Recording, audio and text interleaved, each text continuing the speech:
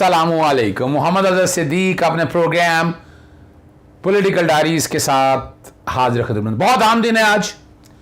Election commission की रही सही इज्जत या तो बहाल हो जाएगी या मजीद खराब होगी।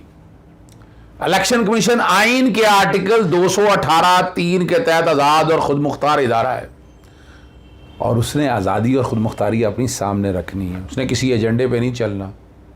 आइन का आर्टिकल 218(3) बैकग्राउंड पे चल रहा है।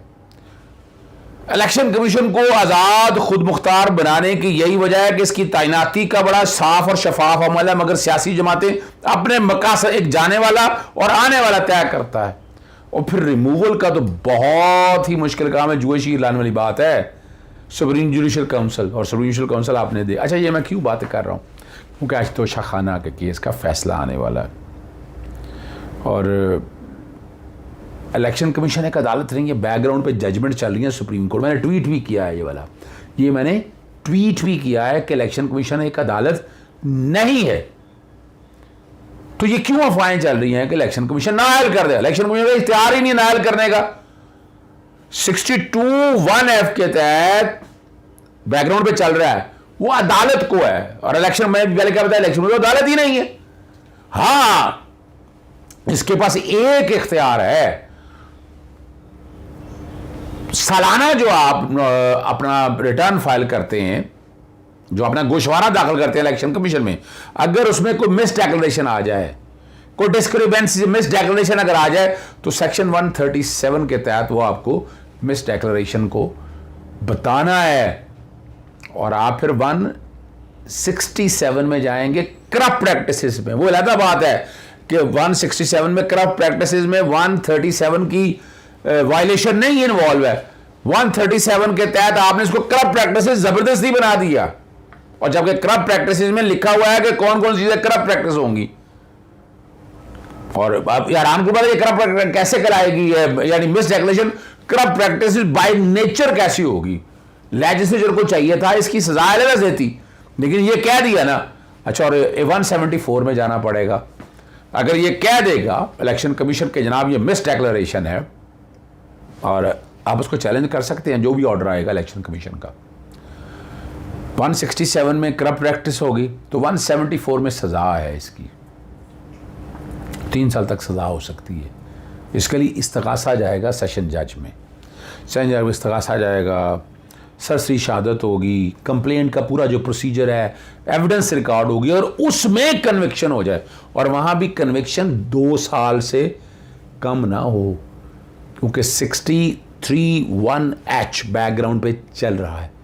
मॉरल टर्पिट्यूड और बाकी चीज़ों को सामने रखे अगर सजा आपकी हो 2 साल से ज़ायद, तो फिर आप डिस्क्वालीफाई हो जाएंगे, फिर आप नाअहल होंगे। अच्छा, और कमाल की बात है, और मैं आप लोगों के लिए पढ़ना ज़रूरी है, 63(1)(h) समझ में आ जाए आप लोगों को है क्या। और जब आप नाअहल होंगे तो वो नाअहली आपकी 5 साल तक रहेगी। जब आप रहा होंगे, रहा होने के 5 साल तक नाअहली रहेगी। तो मिस डिक्लेरेशन तो यहाँ है नहीं। और मैंने तोशाखाना में बार बार आपको जो का बार बार पूछते हैं, आप अपनी एनुअल डिक्लेरेशन देते हैं 30 जून को। 30 जून में आपके जायदाद में गोशवारे कितने हैं, क्या चीज़ खरीदी, क्या की चीज़ बेची, कैश आया। और इसमें भी ये हुआ 30 जून को जो आपके पास था कैश की शक्ल में, सारा इमरान खान साहब ने बिल्कुल ब्लैक एंड वाइट में डिक्लेयर किया। अभी तक इनकम टैक्स डिपार्टमेंट ने कोई डिस्क्रिपेंसी नहीं निकाली इसके अंदर। और जो पैसा था उस पैसे से आपने तोशाखाना में जाकर वो तोहफ़ खरीद ली।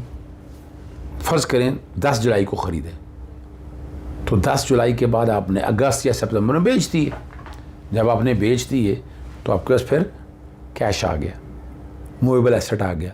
तो 30 जून को आपने वो कैश डिक्लेयर करना है। तोशाखाना की ये चीज़ें डिक्लेयर नहीं करनी है आपने कि ली हैं, बेची हैं। वो आप कहीं ना कहीं किसी जगह बैक एंड पे आप बताते रहें, लेकिन आपको आपके सालाना गोशवारे में नहीं बताना। सालाना गोशवारे में 30 जून को जो आप होल्ड करेंगे वो बताना है। तो वो तो नहीं था। इलेक्शन कोई केस नहीं है। इलेक्शन ज़बरदस्ती, यानी वो चूँकि इमरान खान को बाहर करना है, सियासत से इतना आसान काम नहीं है इमरान खान को सियासत से बाहर करना।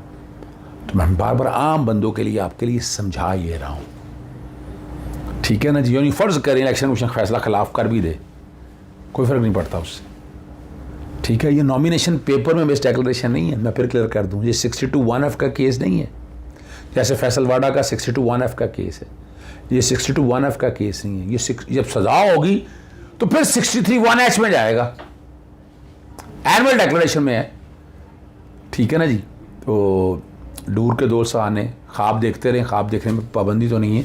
इमरान खान की नाअहली इलेक्शन कमीशन ने ईमानदारी से किया तो नहीं है, सवाल ही पैदा नहीं होता।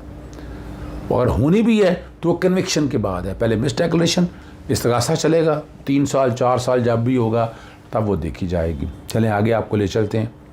जो मौजूदा हुकूमत है, तहरीक इंसाफ के 25 और अरकान असम्बली के इस्तीफ़े मंजूर करने पर गौर शुरू कर दिया उन्होंने, और दबाव बढ़ाने के लिए ना ये इस पर गौर शुरू की है। शोबा कानून साजी की फहरिस्त मांगी जो स्पीकर को भिजवा दी गई है, और इसमें ज़्यादातर ताल्लुक जनूबी पंजाब से है। शाह महमूद कुरैशी का नाम भी सर फहरिस्त आया, और इस्तीफ़ों की मंजूरी से आत्मी फैसला इत्तेहादी जमातें करेंगी।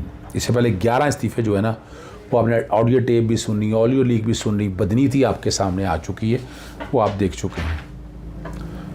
अब ये एक अजीब सी बात है, मेरी खुद समझ से बाहर है। हम शहादत के लिए तैयार हैं, अमरीकी धमकी पर सऊदी शहजादे का रद्द-ए-अमल, और जो तेल की पैदावार से मुतालिक तनाज़े और अमरीकी धमकियों पर रद्द-ए-अमल देते हुए सऊदी शहजादे वली अहद ने और वज़ीर-ए-आज़म मोहम्मद बिन सलमान के चचीरे भाई शहजादा सऊद शुगलान ने जहाद और शहादत के लिए तैयार रहने का हुक्म दिया। ओपेक प्लस की जानब से तेल की पैदावार कमी के फैसले पर अमरीकी सदर जो बाइडन ने सऊदी अरब को जो धमकी दी थी और कहा था कि सऊदी अरब को नताइज भुगतना होंगे।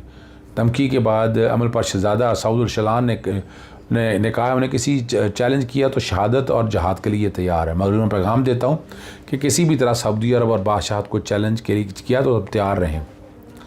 और ये उन्होंने साथ ये भी दिया, मेरा पैगाम हर शख्स के लिए जो समझता है कि हमें खौफजदा कर सकता है।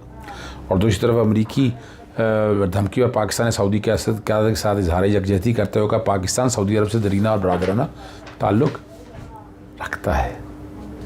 वो लंदन प्लान पे भी आप आ जाते हैं। मरियम वहाँ बैठी क्या कर रही है वो मैं बता चुका हूँ। शहबाज शरीफ को फारिग करना है, शाहिद खकान बाशी को लेके आना है, और इस एजेंडे पे बहुत तेज़ी से काम जारी है।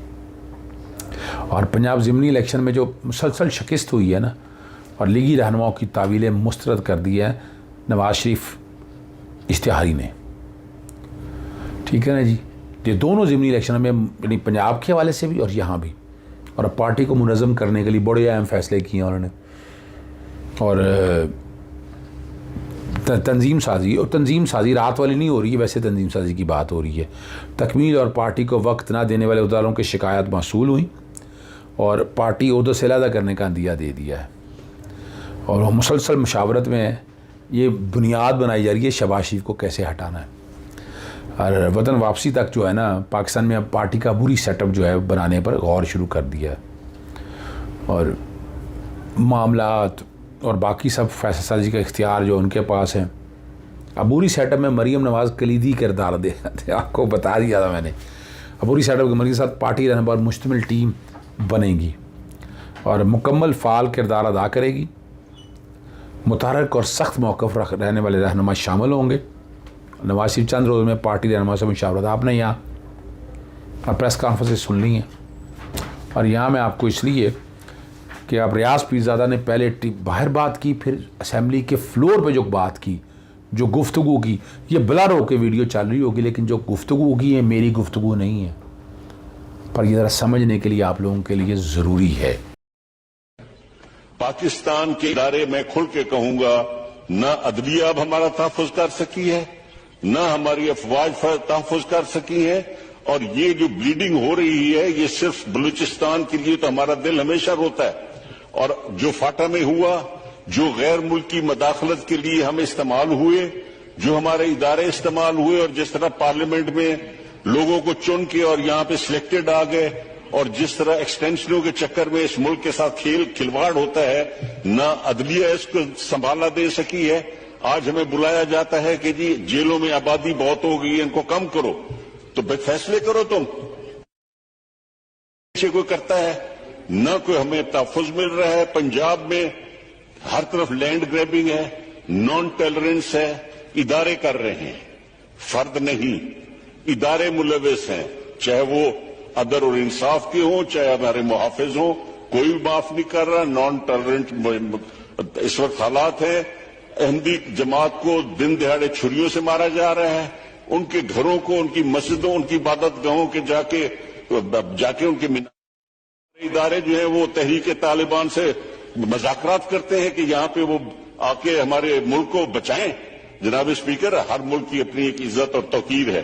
इस्लामाबाद हाई कोर्ट में पब्लिक अकाउंट कमेटी के अहकामात और दायरा इख्तियार एक्टिंग चेयरमैन नायब की जानिब से जो चैलेंज किया गया था केस की समाअत हुई।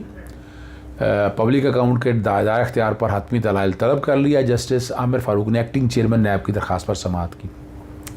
वफाक की जानिब से पब्लिक अकाउंट कमेटी का जवाब अदालत में जमा करा दिया गया। पैरावाइज कमेंट फाइनल हुए जो कि बहुत मुख्तसर हैं। जहाज बरवाना ने कहा पीएसी का दायरा इख्तियार बनता है या नहीं। जस्टिस आमिर फारूक साहब का रिमार्क्स था, ये मामला इंक्वायरी कमीशन के पास है, ये पीएसी के वकील बताते हैं। वाकई हुकूमत से जानिब से मामला इंक्वायरी कमीशन को रेफ़र कर दिया गया। रिपोर्ट में दायरा इख्तियार के हवाले से एक लफ्ज़ नहीं लिखा हुआ। ये जहाज बरवाना ने कहा, जो एडिशनल प्रोसिक्यूटर जनरल है, खातून के इल्ज़ाम दुरुस्त भी मान ले तो दायरा इख्तियार FIA के बनता है। ये बहुत ज़बरदस्त रिमार्क्स हैं। ये बार बार तंग कर रही है, कभी इस्तगासों में, कभी इंक्वायरी कमीशन में, कभी पब्लिक अकाउंट कमेटी के पास, और हुकूमती लोग जो हैं कुछ साथ मिले हुए हैं, जिसकी वजह से ये सारा हो रहा है। अगर किसी अफसर की इंक्वायरी हो तो PAC रिकॉर्ड तलब कर सकती है। जहाज बरवाना की बात हो रही है, खुद से वो किसी किस्म का रिकॉर्ड नहीं मांग सकती।